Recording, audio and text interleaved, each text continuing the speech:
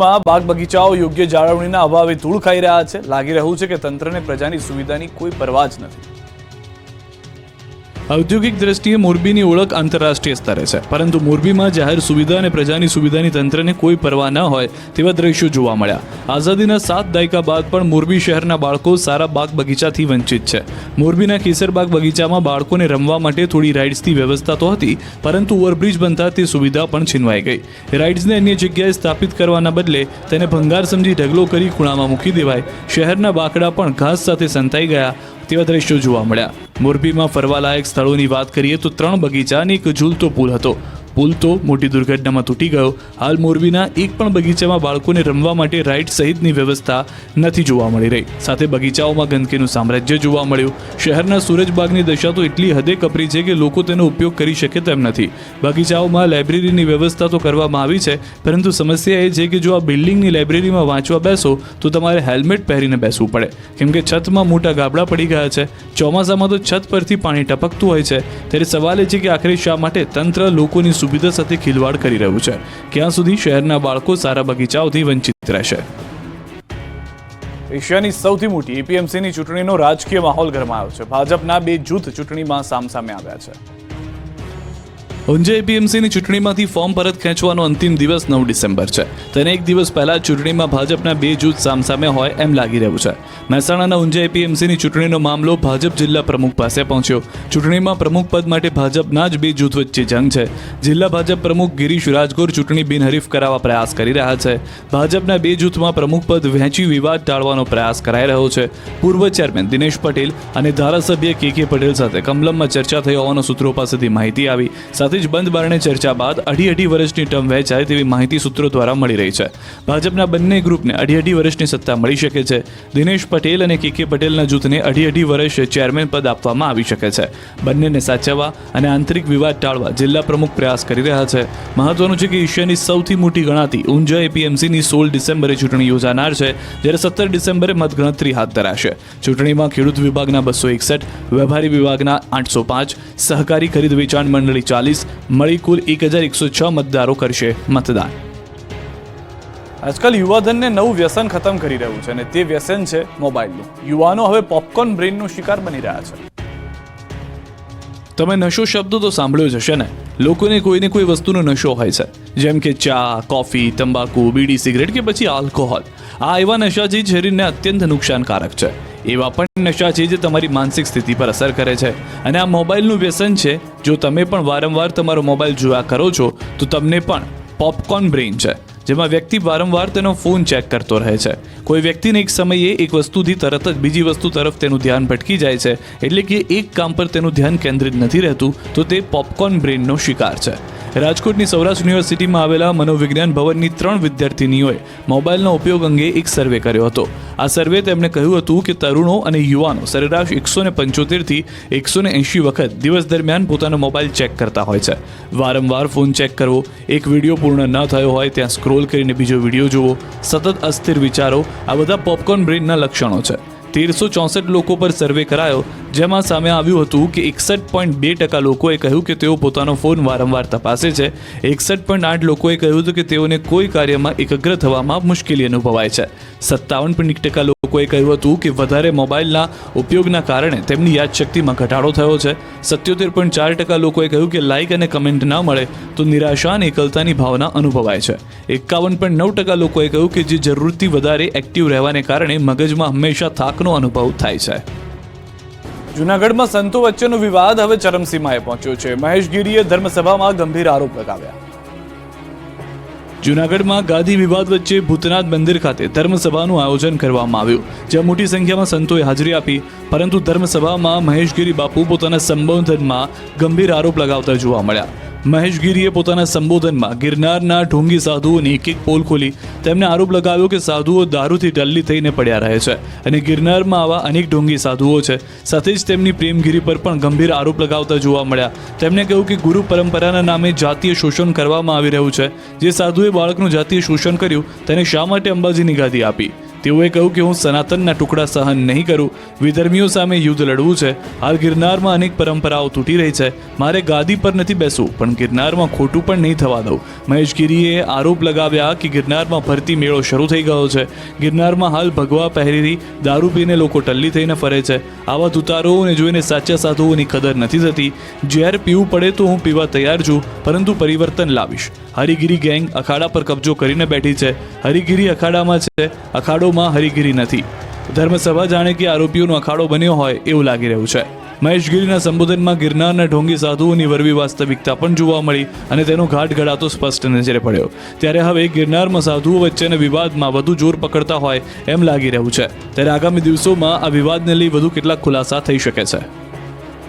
ગ્રાહકની જાણ બહાર સિમ કાર્ડ એક્ટિવ કરી વિદેશ મોકલવાના કૌભાંડનો પોલીસે પર્દાફાશ કર્યો.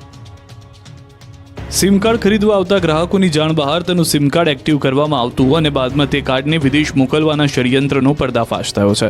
સમગ્ર કેસમાં પોલીસે 3 આરોપીઓને દબોચી લીધા. અમદાવાદના શાહીબાગ ખાતે આવેલ ફોરેન પોસ્ટ ઓફિસમાંથી સુપ્રિન્ટેન્ડન્ટ કસ્ટમ અધિકારી દ્વારા સાયબર ક્રાઇમને માહિતી મળી કે એક પાર્સલ વડોદરાથી આવ્યું છે, જે દુબઈ મોકલવાનું છે, જેમાં 55 જેટલા શંકાસ્પદ સિમ કાર્ડ મળી આવ્યા છે. સાયબર ક્રાઇમે આ અંગે વધુ તપાસ શરૂ કરી. તપાસ દરમિયાન 3 શંકાસ્પદ ઇસમો મળી આવતા પોલીસે તેની ધરપકડ કરી. સાયબર ક્રાઇમે રાહુલ શાહ, કાંતિ બલદાણિયા અને અજય ભાલિયા નામના 3 આરોપીઓની ધરપકડ કરી. આરોપીઓ નવા સિમ કાર્ડ ખરીદવા માટે આવતા ગ્રાહકોના 2 પ્રકારે સિમ કાર્ડ કાઢતા, ડિજિટલ પ્રોસેસથી ગ્રાહકની બાયોમેટ્રિક ફિંગરપ્રિન્ટ અને આધાર કાર્ડ નંબર નાખી સિમ કાર્ડ કાઢતા, બાદમાં પ્રોસેસ ઓફલાઈન કરીને ગ્રાહકનો ફોટો પાડી ગ્રાહકના આધાર કાર્ડનો ફોટો અપલોડ કરી તેના નામે સિમ કાર્ડ એક્ટિવ કરતા, બાદમાં એક સિમ કાર્ડ જે તે ગ્રાહકને આપતા, જ્યારે બીજું કાર્ડ તે પોતાની પાસે રાખતા. આરોપીએ મોકલેલ પાર્સલમાં અજાણ્યા ઈસમનું નામ લખીને સ્પીડ પોસ્ટ કર્યું હતું.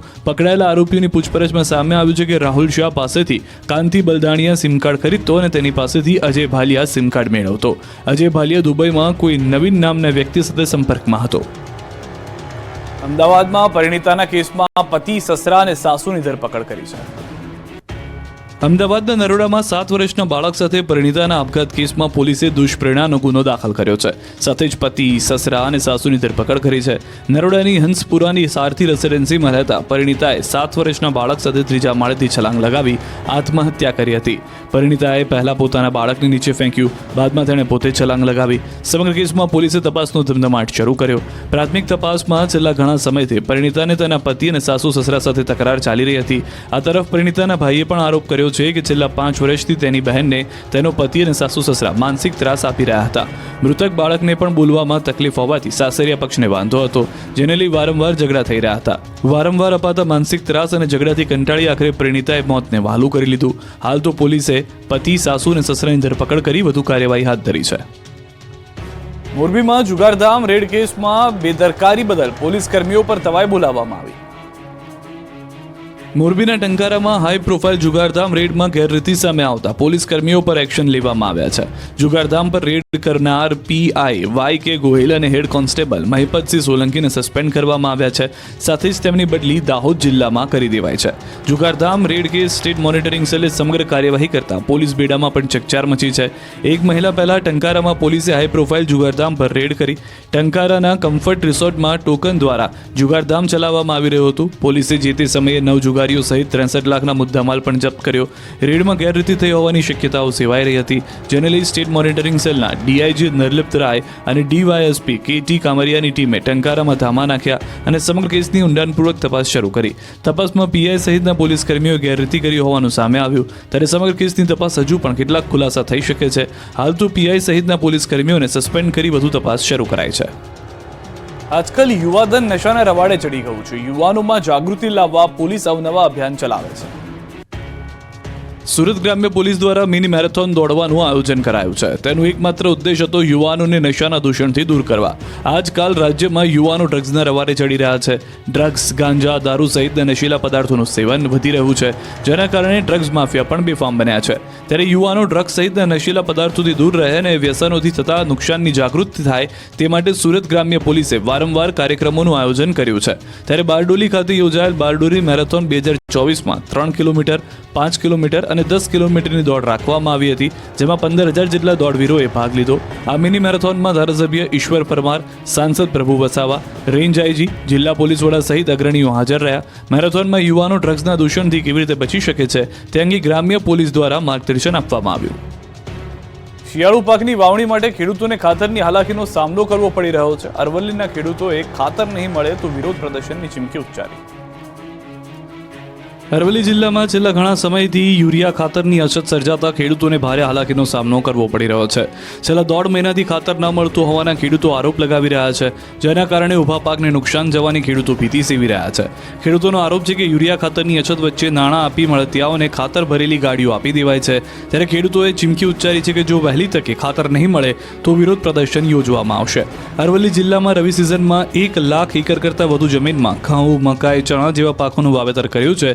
જિલ્લામાં સૌથી વધુ વાવેતર ઘઉંનું કરવામાં આવ્યું છે. સિઝનની શરૂઆતમાં જ પાકના પાયામાં નાખવામાં આવ્યા ડીએપી ખાતરની અછત સર્જાઈ છે.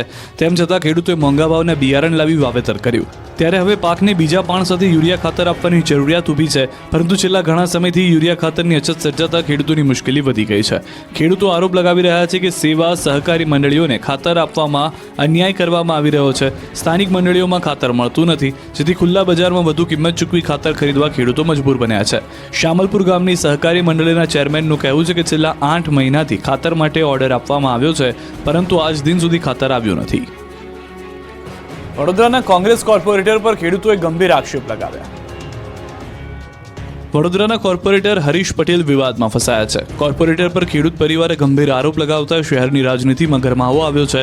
ચાણી ગામના ખેડૂત પરિવારે કોર્પોરેટર હરીશ પટેલ પર આરોપ લગાવ્યો છે કે રોડના કોન્ટ્રાક્ટરે કોર્પોરેટર હરીશ પટેલના કહેવાથી જીસીબીની મદદથી તેમના ખેતરની ફેન્સિંગ તોડી. ખેડૂતનો એ પણ આરોપ છે કે ટીપી ફાઇનલ ના થઈ હોવા છતાં ફેન્સિંગ તોડી નાખતા ખેડૂતનો મુશ્કેલીમાં મુકાયા હોવાની વાત છે. ફેન્સિંગ તોડી નાખવાના કારણે ખેડૂતોના પશુ માટેના ઘાસચારા અને ઊભા પાકને નુકસાન જવાની ભીતિ સેવાઈ રહી છે. સમગ્ર ઘટનાને લઈને ખેડૂતોએ છાણી પોલીસ સ્ટેશનમાં કોર્પોરેટર હરીશ પટેલ અને રોડ કોન્ટ્રાક્ટર સામે અરજી કરી છે. જો કે આ મામલે કોર્પોરેટર હરીશ પટેલે સમગ્ર આરોપ ફગાવ્યા છે. તેમનું કહેવું છે કે ખેડૂતે જે આરોપ તેમની પર લગાવ્યા છે તે આરોપ પાયાવિહોણા છે. સાથે જ તેઓએ કહ્યું હતું કે હું ખેડૂત સામે માનહાનિનો દાવો કરીશ. જો કે હાલ તો પોલીસે ખેડૂતની અરજી લઈને તપાસ શરૂ કરી છે, તો આ તરફ ખેડૂત પરિવાર પણ પોલીસ પાસે ન્યાયની ગુહાર લગાવી રહ્યો છે. દિલ્હી મુંબઈ કોરિડોરની કામગીરીને લઈને ખેડૂતોમાં ભારોભાર રોષ જોવા મળી રહ્યો છે. દિલ્હી મુંબઈ કોરિડોરની કામગીરી પર ફરી ગ્રહણ લાગે તો નવાય નહીં. 17 સુવિધાઓને લઈ પાછલા ઘણા સમયથી આંદોલન કરી રહેલા ખેડૂતોની 16 માંગણીઓ સર્વાનુમતે સ્વીકારવામાં આવી છે, પરંતુ મુખ્ય માંગણી પાક નિષ્ફળ અંગે કોઈ પણ અધિકારી અને હાઈવે ઓથોરિટી દ્વારા કોઈ નિર્ણય નહીં કરવામાં આવતા ખેડૂતોમાં નારાજગી જોવા મળી છે. ખેડૂતો દ્વારા 2 વાર કોરિડોર કામગીરી બંધ કરવામાં આવી હતી, તેમજ અનેક વાર લેખિત અને મૌખિક રજૂઆતો પણ કરાઈ હતી. ત્રીજી વાર સર્વે બાદ પ્રાંત અધિકારી દ્વારા સંકલન અધિકારી સાથે ખેડૂતોની મીટિંગ યોજાઈ હતી.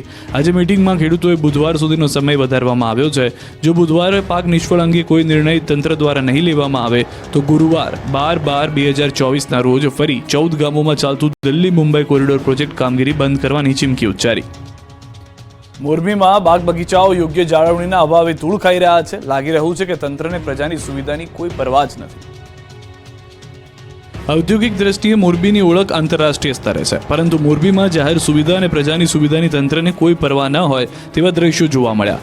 આઝાદીના 7 દાયકા બાદ પણ મોરબી શહેરના બાળકો સારા બાગ બગીચાથી વંચિત છે. મોરબીના કેસરબાગ બગીચામાં બાળકોને રમવા માટે થોડી રાઇડ્સની વ્યવસ્થા તો હતી, પરંતુ ઓવરબ્રિજ બનતા તે સુવિધા પણ છીનવાઈ ગઈ. રાઇડ્સને અન્ય જગ્યાએ સ્થાપિત કરવાના બદલે તેને ભંગાર સમજી ઢગલો કરી ખૂણામાં મૂકી દેવાય. શહેરના બાકડા પણ ઘાસ સાથે સંતાઈ ગયા તેવા દ્રશ્યો જોવા મળ્યા. મોરબીમાં ફરવાલાયક સ્થળોની વાત કરીએ તો 3 બગીચા અને એક ઝૂલતો પુલ હતો. પુલ તો મોટી દુર્ઘટનામાં તૂટી ગયો. હાલ મોરબીના એક પણ બગીચામાં બાળકોને રમવા માટે રાઇડ સહિતની વ્યવસ્થા નથી જોવા મળી રહી. સાથે બગીચાઓમાં ગંદકીનું સામ્રાજ્ય જોવા મળ્યું. શહેરના સૂરજબાગની દશા તો એટલી હદે કપરી છે કે લોકો તેનો ઉપયોગ કરી શકે તેમ નથી. બગીચાઓમાં લાઇબ્રેરીની વ્યવસ્થા તો કરવામાં આવી છે, પરંતુ સમસ્યા એ છે કે જો આ બિલ્ડિંગની લાઇબ્રેરીમાં વાંચવા બેસો તો તમારે હેલ્મેટ પહેરીને બેસવું પડે, કેમ કે છતમાં મોટા ગાબડા પડી ગયા છે. ચોમાસામાં તો છત પરથી પાણી ટપકતું હોય છે. ત્યારે સવાલ એ છે કે આખરે શા માટે તંત્ર લોકોની સુવિધા સાથે ખિલવાડ કરી રહ્યું છે? ક્યાં સુધી શહેરના બાળકો સારા બગીચાઓથી વંચિત રહેશે? એશિયાની સૌથી મોટી એપીએમસીની ચૂંટણીનો રાજકીય માહોલ ગરમાયો છે. ભાજપના 2 જૂથ ચૂંટણીમાં સામસામે આવ્યા છે. ઊંઝા એપીએમસીની ચૂંટણીમાંથી ફોર્મ પરત ખેંચવાનો અંતિમ દિવસ 9 ડિસેમ્બર છે. તેને એક દિવસ પહેલા ચૂંટણીમાં ભાજપના બે જૂથ સામસામે હોય એમ લાગી રહ્યું છે. મહેસાણાના ઊંઝા એપીએમસીની ચૂંટણીનો મામલો ભાજપ જિલ્લા પ્રમુખ પાસે પહોંચ્યો. ચૂંટણીમાં પ્રમુખ પદ માટે ભાજપના જ બે જૂથ વચ્ચે જંગ છે. જિલ્લા ભાજપ પ્રમુખ ગિરીશ રાજગોર ચૂંટણી બિનહરીફ કરાવવા પ્રયાસ કરી રહ્યા છે. ભાજપના બે જૂથમાં પ્રમુખ પદ વહેંચી વિવાદ ટાળવાનો પ્રયાસ કરાઈ રહ્યો છે. પૂર્વ ચેરમેન દિનેશ પટેલ અને ધારાસભ્ય કે પટેલ સાથે કમલમમાં ચર્ચા થઈ હોવાનો સૂત્રો પાસેથી માહિતી આવી. સાથે જ બંધ બારણે ચર્ચા બાદ અઢી વર્ષની ટર્મ વહેંચાય તેવી માહિતી સૂત્રો દ્વારા મળી રહી છે. ભાજપના બંને ગ્રુપને અઢી વર્ષની સત્તા મળી શકે છે. દિનેશ પટેલ અને કે પટેલના જૂથને અઢી વર્ષ ચેરમેન પદ આપવામાં આવી શકે છે. બંનેને સાચવવા અને આંતરિક વિવાદ ટાળવા જિલ્લા પ્રમુખ પ્રયાસ કરી રહ્યા છે. મહત્વનું છે કે એશિયાની સૌથી મોટી ગણાતી ઊંઝા એપીએમસીની 16 ડિસેમ્બરે ચૂંટણી યોજાનાર છે, જ્યારે 17 ડિસેમ્બરે મતગણતરી હાથ ધરાશે. ચૂંટણીમાં ખેડૂત વિભાગના 261, વેપારી વિભાગના 805, સહકારી ખરીદ વેચાણ મંડળી 40 મળી કુલ 1106 મતદારો કરશે મતદાન. આજકાલ યુવાધનને નવું વ્યસન ખતમ કરી રહ્યું છે અને તે વ્યસન છે મોબાઈલનું. યુવાનો હવે પોપકોર્ન બ્રેઇનનો શિકાર બની રહ્યા છે. તમે નશો શબ્દ તો સાંભળ્યો જ હશે ને. લોકોને કોઈને કોઈ વસ્તુનો નશો હોય છે, જેમ કે ચા, કોફી, તંબાકુ, બીડી, સિગરેટ કે પછી આલ્કોહોલ. આ એવા નશા જે શરીરને અત્યંત નુકસાનકારક છે. એવા પણ નશા છે જે તમારી માનસિક સ્થિતિ પર અસર કરે છે. અને આ મોબાઈલનું વ્યસન છે. જો તમે પણ વારંવાર તમારો મોબાઈલ જોયા કરો છો તો તમને પણ પોપકોર્ન બ્રેઇન છે, જેમાં વ્યક્તિ વારંવાર તેનો ફોન ચેક કરતો રહે છે. કોઈ વ્યક્તિને એક સમયે એક વસ્તુથી તરત જ બીજી વસ્તુ તરફ તેનું ધ્યાન ભટકી જાય છે, એટલે કે એક કામ પર તેનું ધ્યાન કેન્દ્રિત નથી રહેતું, તો તે પોપકોર્ન બ્રેઇનનો શિકાર છે. રાજકોટની સૌરાષ્ટ્ર યુનિવર્સિટીમાં આવેલા મનોવિજ્ઞાન ભવનની 3 વિદ્યાર્થીનીઓએ મોબાઈલનો ઉપયોગ અંગે એક સર્વે કર્યો હતો. આ સર્વે તેમણે કહ્યું હતું કે તરુણો અને યુવાનો સરેરાશ 175 થી 180 વખત દિવસ દરમિયાન પોતાનો મોબાઈલ ચેક કરતા હોય છે. વારંવાર ફોન ચેક કરવો, એક વિડીયો પૂર્ણ ન થયો હોય ત્યાં સ્ક્રોલ કરીને બીજો વિડીયો જોવો, સતત અસ્થિર વિચારો, આ બધા પોપકોર્ન બ્રેઇનના લક્ષણો છે. 1364 લોકો પર સર્વે કરાયો, જેમાં સામે આવ્યું હતું કે 61.2% લોકોએ કહ્યું કે તેઓ પોતાનો ફોન વારંવાર તપાસે છે. 61.8% લોકોએ કહ્યું હતું કે તેઓને કોઈ કાર્યમાં એકાગ્ર થવામાં મુશ્કેલી અનુભવાય છે. 57% લોકોએ કહ્યું હતું કે વધારે મોબાઈલના ઉપયોગના કારણે તેમની યાદશક્તિમાં ઘટાડો થયો છે. 77.4% લોકોએ કહ્યું કે લાઇક અને કમેન્ટ ન મળે તો નિરાશા અને એકલતાની ભાવના અનુભવાય છે. 51.9% લોકોએ કહ્યું કે જે જરૂરથી વધારે એક્ટિવ રહેવાને કારણે મગજમાં હંમેશા થાકનો અનુભવ